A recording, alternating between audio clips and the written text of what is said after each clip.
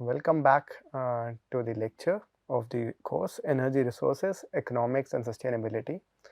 For the past two classes, we have been discussing the basics of energy economics. We have tried to understand the different basic terms, what it means, and we also tried to understand some of the applications with a few simple questions.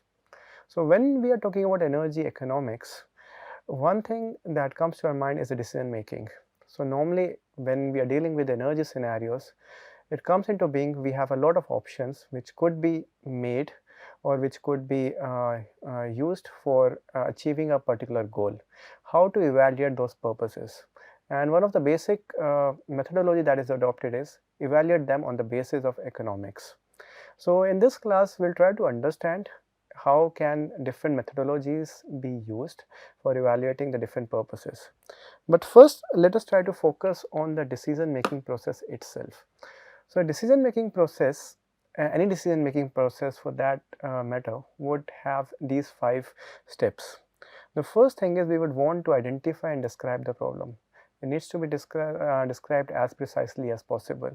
One particular problem would be like the city of Roorkee would need 100 megawatt of more electricity in the future.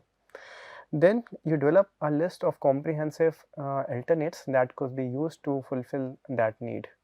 It could be you can come up with a new 100 megawatt coal fired power plant. You could look for an alternate location for a hydel power plant, maybe 100 megawatt of solar PV plant, or it could also go as like why not we go for reducing the consumption of the city so that there is no need for extra power.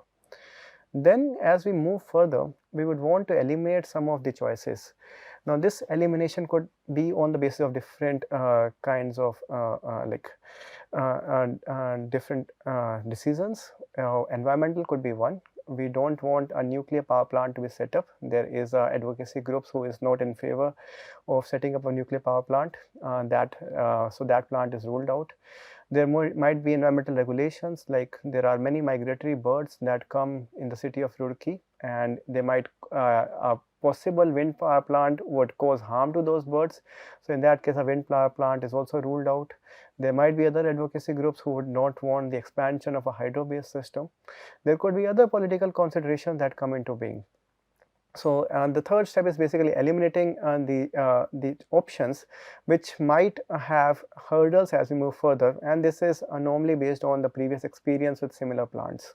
Then you need to perform an investment appraisal method. This is where you would have the different economic tools coming into being.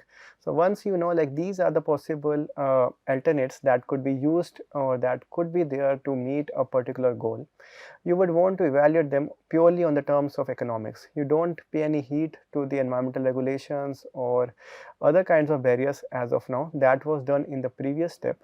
What you do now is basically do an economic analysis and see which is the particular pathway that is going to give you the most benefit or the most profit based on the assumptions that you are considering. And then finally you prioritize, like if there are different kinds of plants which are competing, there might be mutually exclusive options, or there might be complementary options, and you prioritize based upon the capital that is available and the manpower that is available. If you have enough capital, you would want to go for more than one options being together. And then there might be some kinds of bottlenecks in terms of the expertise that is available for the running and the operation of a plant. This could be both in terms of the manpower available or the resources that are needed. One particular example that we can see in the past is like India spent a lot of money in the setting up of gas power plants. But as time proceeded, like there was a big mismatch between the supply of gas and the running capacity of those plants. And as a result, we have a lot of gas power plants which are now stranded assets, which are just standing there in the search of gas that might come in the future and they might be able to run. So we might we would have to prioritize in a nice way. So let's try to understand this in a much more detail. So the first thing that you would normally do is come up with a list of alternates. So suppose the problem or the loosely defined problem would be that by the year 2028, the city of Roorkee or any city for general might need 100 megawatt of additional electric power. So one way of looking at this is like we would need an additional 100 megawatt of electric power. So let's go with a conventional power plant which could be coal based. So the option here could be either we can go for one plant of 100 megawatt capacity, or maybe two plants of 50 megawatt capacities. The 100 megawatt plant would give us advantage in terms of economies of scale, but it might be easier to operate 50 megawatt plant. If we want to ramp down the consumption, that it might be easier in that case. Another alternate method of looking at the same problem could be, maybe we can redefine the problem as like by the year 2028 we might be short of 100 megawatt of electric power. So why don't we start our conservation efforts? Why don't we use like BE 5-star rated appliances that brings down our consumption? Or why don't we use LEDs in place of incandescent bulbs that can help save a lot of electricity in that sense, and there might be a pathway that could be laid down for saving a total of 100 megawatt till the year 2028. So that changes the premise altogether. Then there could be another alternate. We could also look at this problem is that in the way that by the year 2028 we need to increase the power production of the plants by 100 megawatt. So this doesn't necessarily mean that we have to install a new power plant which might be based on conventional technologies like coal, or it could be based on new technologies like wind or solar. We need an additional 100 megawatt.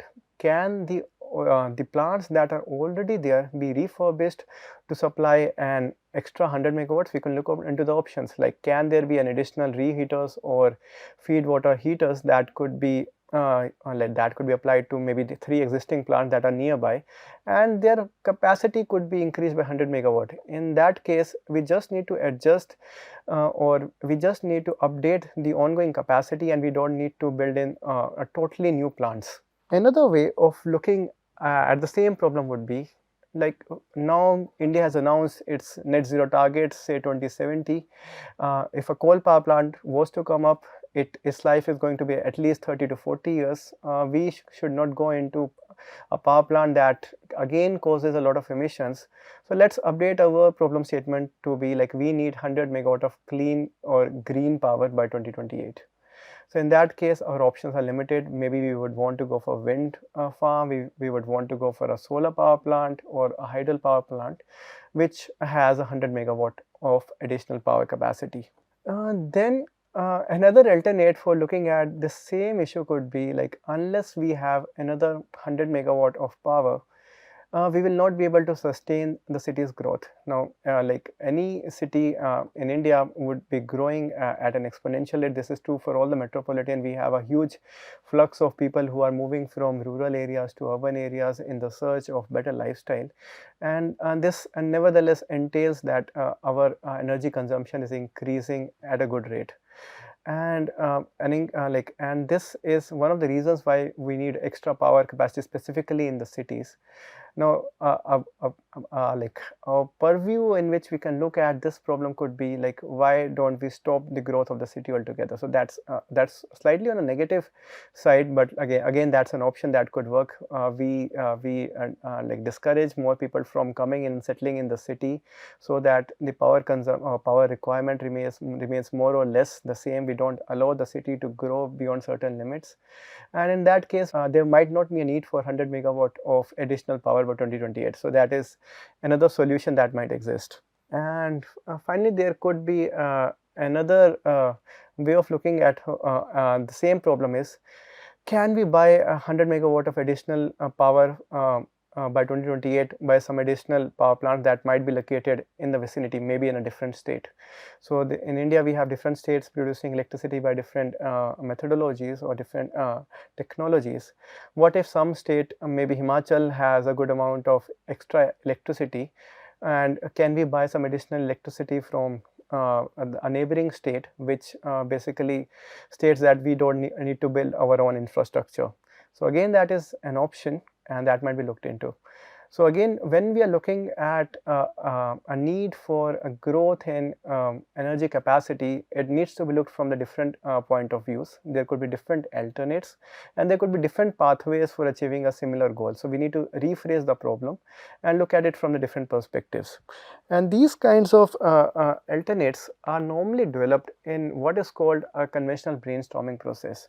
So when we have a decision making process for such kind of plants, so it's basically two types of brainstormings that is happening. So two types of meetings. So one is the conventional brainstorming, and this is followed by a nominal discussion. So what normally is done is normally a group is formed of around 10 to 15 people who are all subject matter experts who have a known knowledge in this domain for the previous, and they a team is created by the decision makers and they are brought into a room to make the discuss. The underlying principle for these kinds of meeting would be like the quantity of ideas and brainstorming would produce a good quality output. So that is the underlying method, like you discuss the different quantities of ideas, no matter it is good or bad, you discuss and come up with the pros and cons, and this discussion would lead to a few quality ideas which could be taken later on. So in this case, which is the conventional brainstorming process, which is the initiating process, people are brought together which are who are subject matter experts. They are made to do a brainstorming process. So normally this is a casual discussion with the people normally casually dressed and addressing each other by their first names, and they are encouraged to come up with ideas no matter how weird they are, but just come up with different ideas that are feasible. And normally they are not critiqued and the disadvantages are ruled out at this phase. So what is of interest is they would want to bring in as many ideas as possible, and the discussion is mainly targeted towards improving the idea that might be coming from, and also on like combining one or two different ideas if they can provide a better solution. And at the end of this process, all the solutions are recorded and they are like they are coupled with the different kinds of corrections, modification and combination that are possible within the group. So once this recording is done, then normally there would be an exercise in which the ideas which are not feasible because of certain environmental issues, policy regulations are thrown out of the bucket, and they are not considered to be feasible. And what follows after this is a nominal grouped session in which we have a more focused group, again containing of the experts. And in this session, the experts are expected to present and discuss their ideas in a more orderly fashion. There are proper presentations in which the ideas are commented upon, they are critiqued upon, and like they are taken through a rigorous cycle in which the whole committee decides like which is a better solution, which is not. Then the clarifications and modifications are sought, and normally like at this point, like most of the ideas which might face regulations because of environmental issues, advocacy groups or political fronts are ruled out. Then at this time, like the group might also take inputs from the different teams of engineers or the design teams who would be responsible for designing this project and also for the operation of the project, to see the application of a project in a particular scenario. And then of course we need to rank. Of course, normally voting or consensus is the method. And again, as I mentioned earlier, the elimination of solutions are placed, like we eliminate the solutions as much as possible. And normally a very small group of solutions are then proposed and sent to the economic analysis team, who will do the economic analysis of the whole process. So all the like removal of projects that are based upon the policy fronts or the other issues or based upon the proposition of different advocacy groups are removed at this particular stage, so that the only decision that is left for the further or the final team or the management is selecting the best option, and that is purely on the economic basis. So what happens is, after that there is the management that sits together, prepares an in detailed economic analysis or financial model for the proposed technologies, and whichever comes out to be the most economical or profit making is then selected, and the procedure is followed for the setting up of that plant.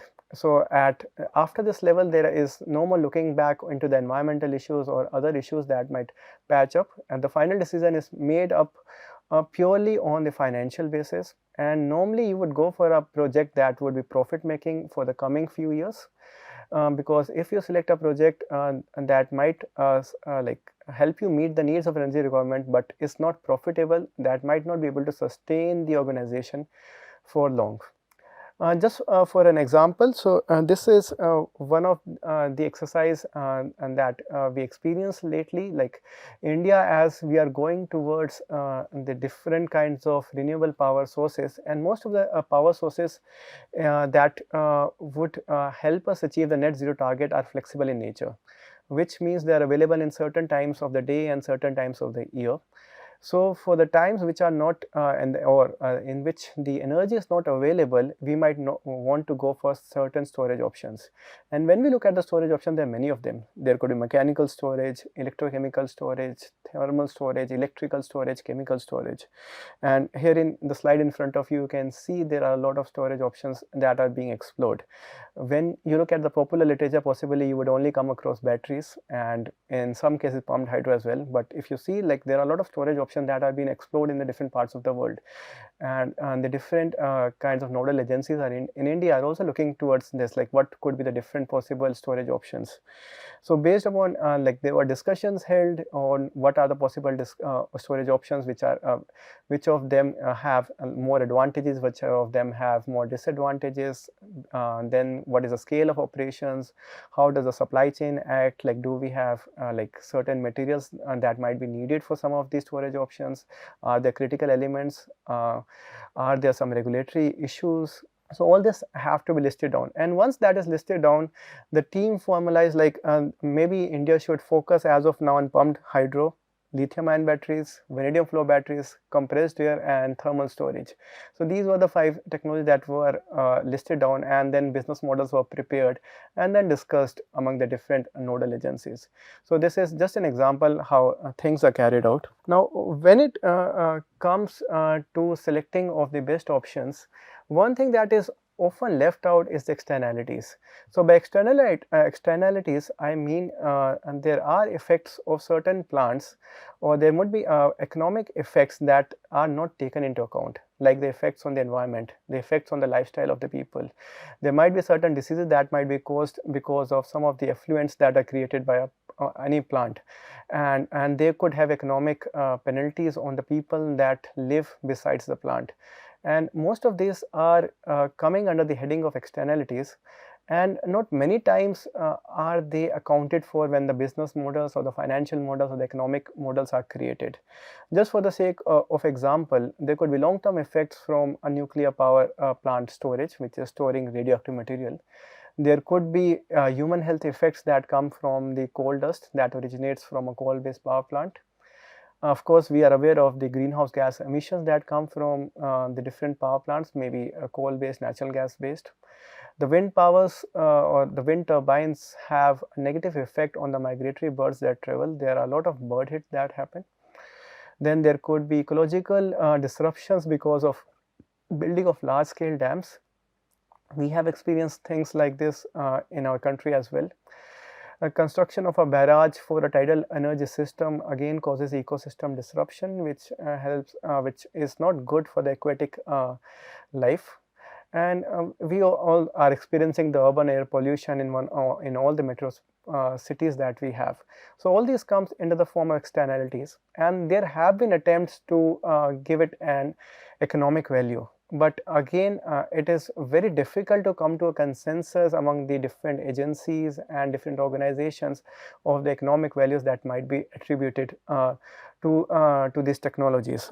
Just for the sake of example, like this is one study, the source is given that we have referred to, like which have tried to quantify the externalities cost for 7 different energy options. So what you have on the y-axis is the cost in terms of 1991 US cents per kilowatt hour of electricity, and what you have on the x-axis are the different energy production technologies.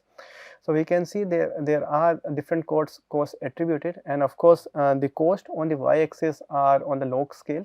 So the increase you might want to know, understand is not linear, but it's an exponential increase. So the most costs are of course attributed to a source of energy like coal, which have serious consequences both in terms of the CO2 emissions as well as like the emissions in terms of the particulate.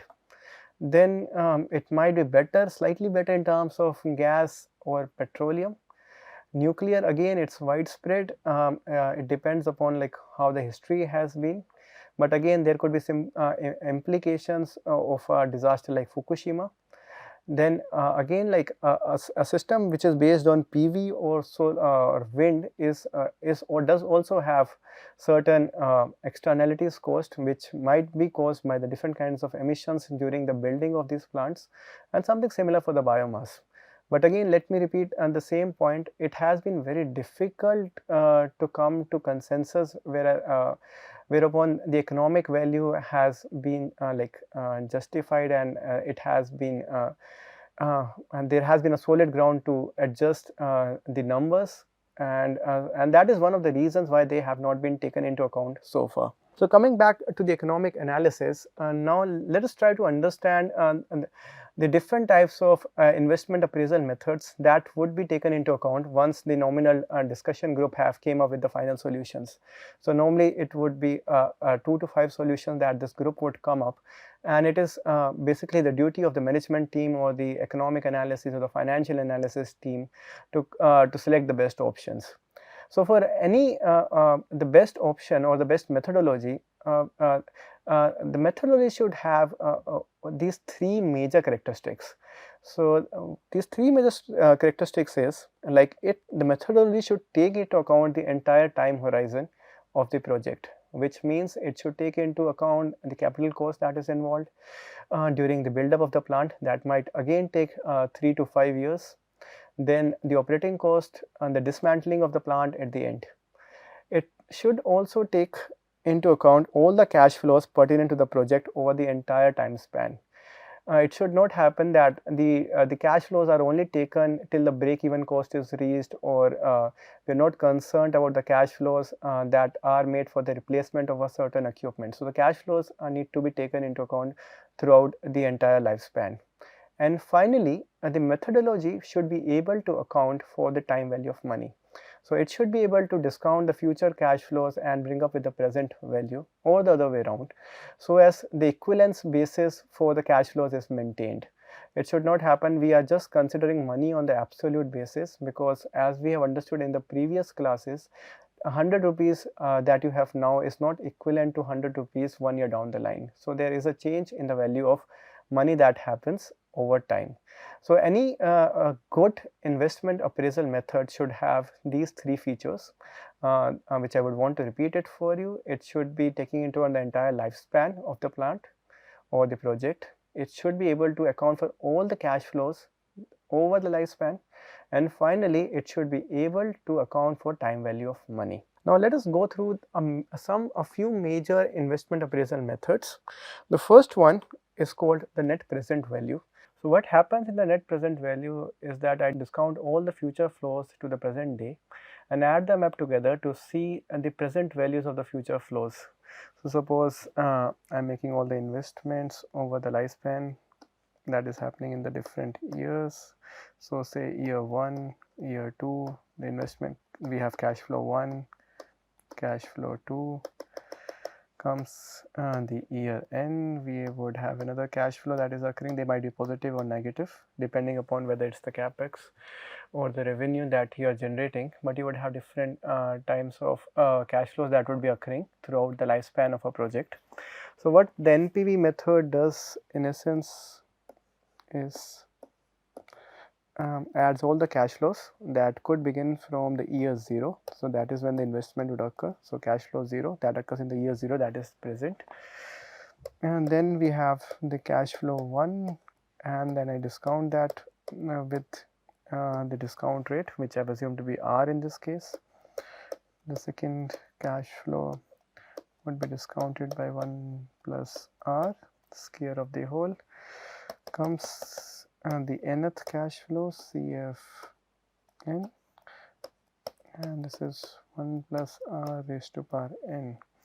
So if I would have to write this with a single equation, this would be a summation with I varying from 0 till n, the cash flow I divided by 1 plus r raised to power I. So this is how you would define the net present value, in which you would be discounting all the future cash flows depending on the discount rate, and this discount rate, as you can see, has a good role to play. It is one of the major factors that needs to be determined, and often there is a lot of discussion on like what is the discount rate that you should be choosing.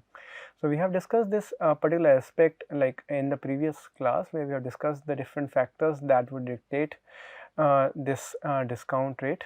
So different organizations would have their own discount rates, and there could be a huge variations even among the different countries that you might deal with. The discount rate could be varied, could have very different variation. So in the essence, this is one of the simplest methods and one of the most widespread spread methods for investment appraisal. And if you see, it does take into account all the three factors that we have discussed in the last slide. It covers the whole lifespan of the project. It covers all the cash flows throughout the lifespan of the project, and finally it is able to discount or bring in the time equivalence of the different cash flows with the help of discount factors. So again, if you have different alternates which are available, which could be complementary to each other or which could be mutually exclusive, you would want to choose either one or more than one of them. And finally, you would give the priority to a project which would have the highest net present value. So at the project, if you are comparing a variation of different projects, the project would with the net present value, the highest net present value would normally be given the most preference, because that is the one that is expected to generate the maximum amount of profit, and you would normally want to go with it. If you have more than one projects that are available, the choice might be based upon the availability of capital. Does the organization who would want to set up these kinds of plant have the necessary capital? And in that case, it might want to give priority to one of them. And further, it might also want to account for the manpower that is available, because there needs to be like operation that needs to be done, and do we have enough engineers and managers to supervise and manage the project altogether. So these are some of the factors that would dictate net present value. Again, and the net present value could be used for another point of view when we are comparing the different kind of energy efficiency projects. So in that case, the choice would be dictated by the project which would have the least cost or the least NPV in that case. So that's quite opposite.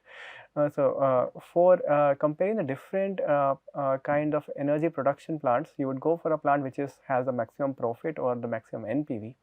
Whereas if you are trying to go for a case in which you would want to minimize the energy or bring up with the most efficient system, you would want to go with a system which has a maximum cost involved in it.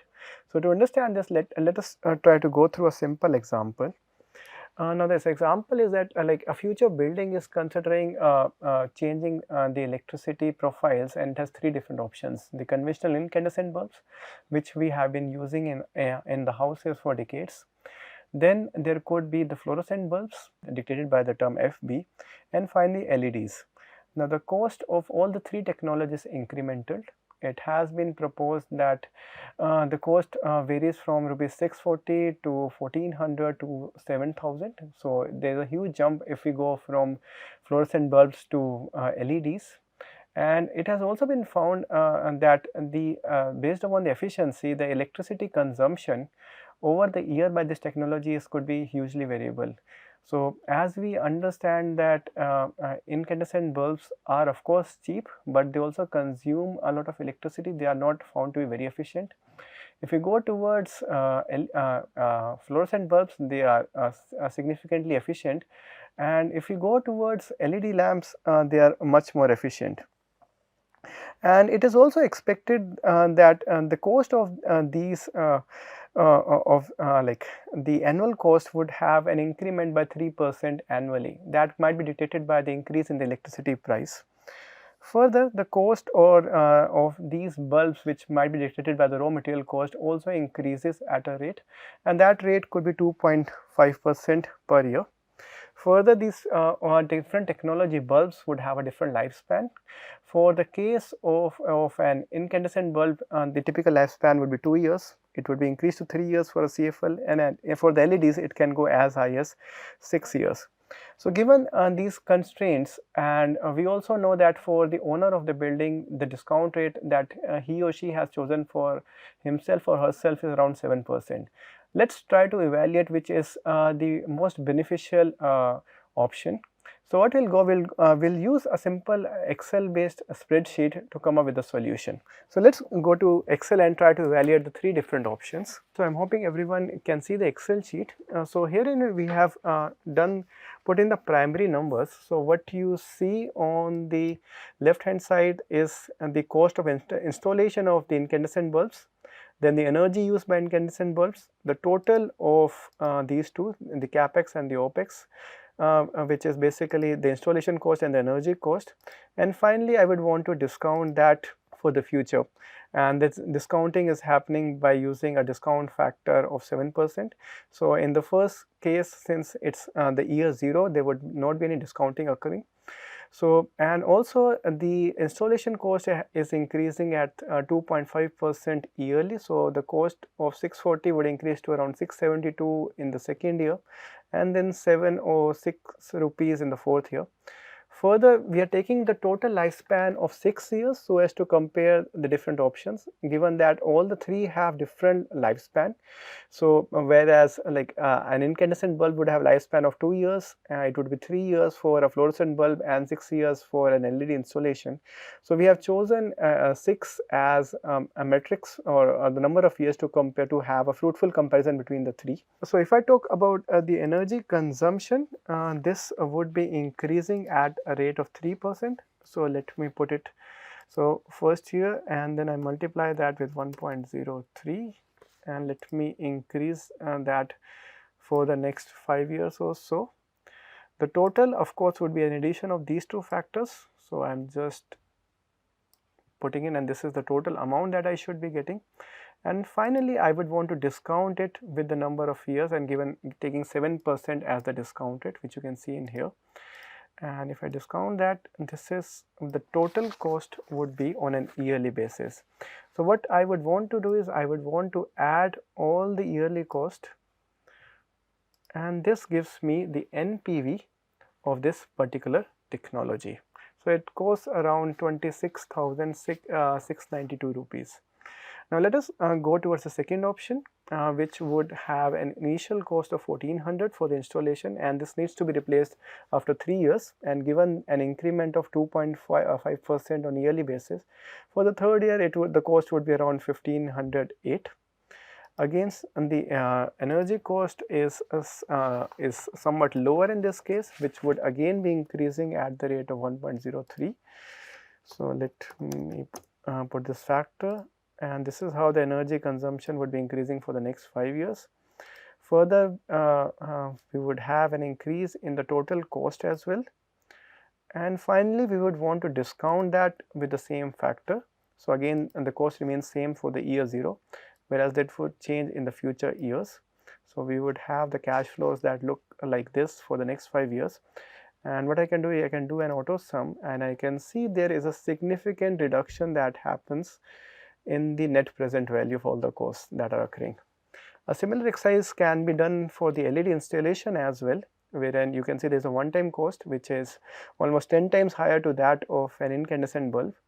Then we also have the energy cost, which is again an order of magnitude lower, and this would again increase at the rate of 3%, and let me increase it for the next 5 years or so. The total would also increase, and finally I would want to look at the discounted flows as well, which are again discounted at a rate of 7% or so. And if I total that, I get the total cost, which is coming around to be 11,291 rupees or so. So what we understand from this example is that it might be wrong to just go by the simple capex or by the simple operating cost. So as we see in this example, that incandescent bulbs seem to have a very small upfront cost, but if we take all the cost throughout the lifespan and taking 6 years as like with 3 replacements, it comes out to be more than double to that of an LED bulb. Whereas for the LED bulb, we can see that the installation cost is more than 10 times of what you would get for an incandescent bulb, but because of the energy savings that happen for the next 6 years or so, the overall lifespan cost comes out to be very small. For the fluorescent bulbs is somewhere in the between, and this example helps us understand the 3 factors that are important, that taking all the costs throughout the lifespan, considering the whole lifespan of a particular technology, and taking the time equivalence also into the picture. So with this we end today's lecture. Thank you.